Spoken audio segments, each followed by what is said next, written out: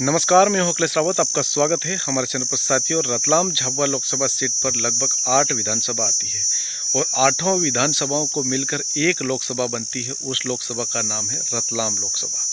अब इस रतलाम लोकसभा में इन आठों विधानसभाओं का जो 2023 का जो विधानसभा चुनाव हुआ और इस लोकसभा जो 2024 का जो चुनाव हुआ, यहाँ पर लगभग इस 13 मई के दिन 15 लाख से अधिक मतदाताओं ने यहाँ पर वोट डाला और इसका जो परिणाम है वो 4 जून को आना है। 1 जून को आखिरी चरण बचा है, यानी कि लोकसभा चुनाव का उस जो 7वां चरण वो आखिरी 1 जून को संपन्न होगा। उसके बाद से तमाम सारी वो हलचलें मचने लग जाएगी। लेकिन हर कोई पार्टी के लोग ये सोच रहे हैं कि यहाँ से एक अनुमान लगा रहे हैं कि यहाँ से भाजपा जीतेगी या कांग्रेस जीतेगी या भारत आदिवासी पार्टी।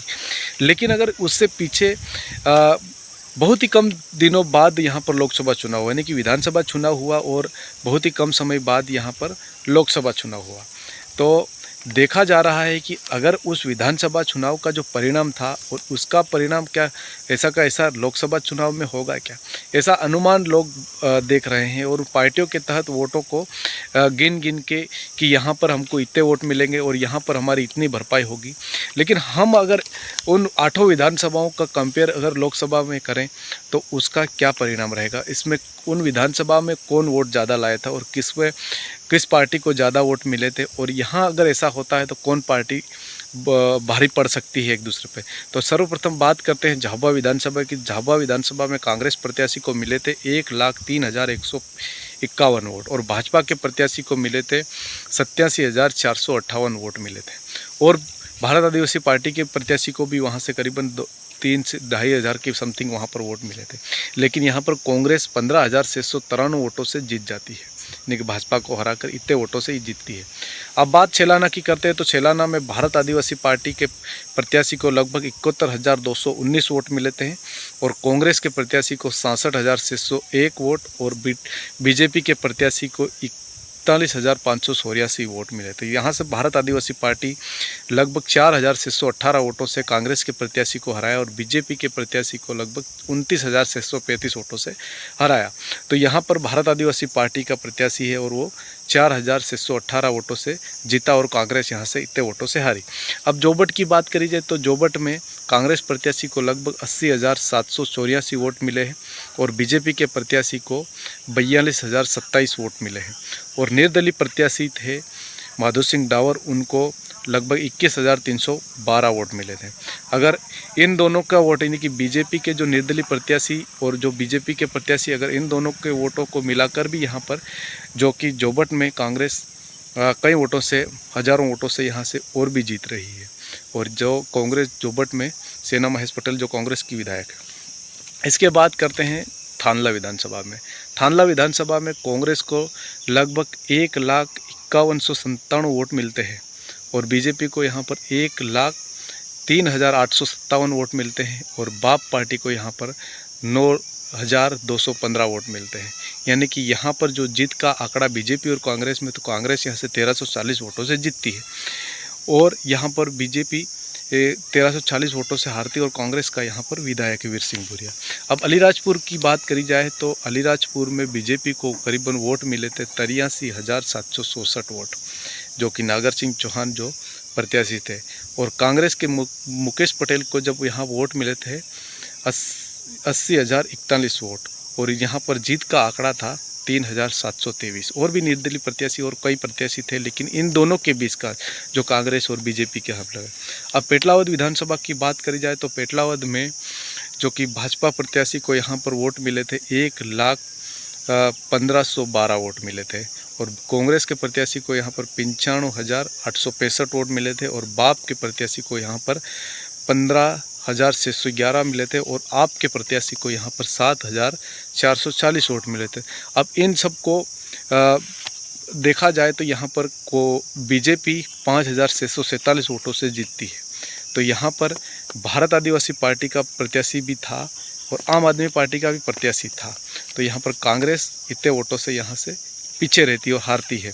अब रतलाम शहर की बात करी जाए तो रतलाम शहर में बीजेपी के जो चेतन कश्यप को 1,09,656 वोट लाते हैं और कांग्रेस के वो जो को प्रत्याशी है वो 48,948 वोट लाते हैं। तो यहाँ पर जीत का मार्जिन है 60,708।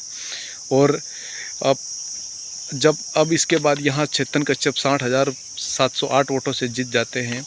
और रतलाम ग्रामीण की बात करी जाए तो रतलाम ग्रामीण में बीजेपी को मिलते हैं 1,02,968 वोट मिलते हैं और कांग्रेस प्रत्याशी को 68,144 वोट मिलते हैं। और एक इंडिपेंडेंट जो निर्दलीय प्रत्याशी रहते हैं उनको 8,562 वोट मिलते हैं। तो यहाँ पर बीजेपी 34,324 वोटों से जीत जाती है। तो अगर इन दोनों की जो लीड अगर इन सभी विधानसभाओं से देखा जाए तो यहाँ पर बीजेपी और कांग्रेस का जो वोट देखा जाए तो सेलाना में आपने देखा होगा कि जिस तरह से भैया 80+ जो वोटिंग % हुआ है वो कहीं ना कहीं किसके पक्ष में जाता है वो 4 जून के बाद पता चलेगा, उसी दिन पता चलेगा, लेकिन कुछ कह नहीं सकते। अब अगर इन दोनों पार्टी यानी कि कांग्रेस और भाजपा का अगर इन दोनों पूरे जो वोट गिरा यानी कि जो वोट विधानसभा की 8 विधानसभाओं में हुआ था तो कांग्रेस को वोट कितना मिला था, तो कांग्रेस को लगभग 6,49,241 इन 8 विधानसभाओं का काउंट करें इतना वोट था। और बीजेपी का इन 8 विधानसभाओं का काउंट करे तो 6,72,826 वोट, यानी कि यहाँ से बीजेपी इन 8 विधानसभाओं को जोड़ने के बाद भी 23,595 वोटों से यहाँ पर लीड पे रहती है। अब यहाँ पर बीजेपी का हारने का कारण कई सीटों पर ऐसा भी रहता है जहाँ निर्दलीय प्रत्याशी मैदान में उतरते हैं वो बीजेपी के ही रहते हैं। जैसे जोबट में देखो तो आप माधो सिंह डावर वो करीबन 21,000 से अधिक वोट ले आते हैं। और थांदला में बीजेपी के और भी कई प्रत्याशी वो वोट लाते हैं जिससे बीजेपी यहाँ से हार जाती है। ऐसा कांग्रेस के साथ भी होता है। आपने रतलाम ग्रामीण में देखा होगा कि वहाँ पर भी कई जो समर्थक है वो उतरते हैं।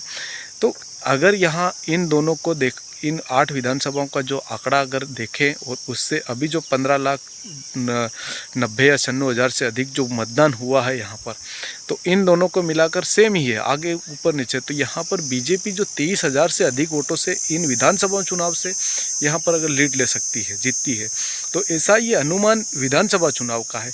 अब लोकसभा चुनाव 4 जून को इसका परिणाम आएगा। उस दिन हर विधानसभा का हर चरण का उसमें जो देखा जाएगा कि कितना वोट किसको मिल रहा है और कौन आगे चल रहा है। और कई जगह पे तो कांग्रेस ने लीड ली है, कई जगह से रतलाम शहरी, और रतलाम शहरी जो रहे हमेशा बीजेपी का गढ़ माना जाता है। तो अब 4 जून को हर किसी को इंतज़ार है।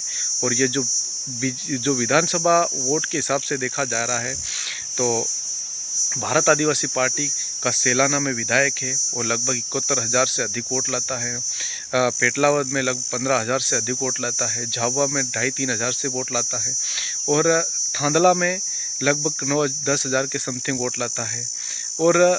और ऐसी कई सीटें हैं जहां पर मान लेते अलीराजपुर है, जोबट है, तो ऐसे वहाँ पर भी भारत आदिवासी पार्टी का थोड़ा बहुत प्रभाव रहा। लेकिन एक उनका विधायक होता है और उस सेलाना में वहाँ पर 42% वोटिंग होती है। तो ये वोटिंग किस तरह जब जाएगी ये 4 जून को हर किसी को इंतज़ार है।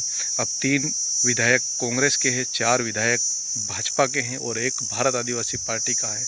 और तीनों प्रत्याशी भारत आदिवासी पार्टी से वालू सिंह कामड़ थे और कांग्रेस से कांतिलाल भूरिया और भाजपा से अनिता नागर सिंह चौहान। तो अब 4 जून का हर किसी को इंतजार है यहाँ से कौन जीतेगा। अगर ये विधानसभा का आंकड़ा इस तरह से है तो लोकसभा में क्या फेरबदल होगा, क्या भाजपा ज़्यादा लाएगी या कांग्रेस लाएगी या फिर भारत आदिवासी पार्टी इनको टक्कर देगी, ये 4 जून को हम और भी आपको किस तरह से हर विधानसभा में कितने क्या वोट मिले वो बताएंगे। धन्यवाद। आपको हमारा वीडियो कैसा लगा कमेंट बॉक्स में अपने राय अवश्य बताएं और चैनल को सब्सक्राइब अवश्य करें।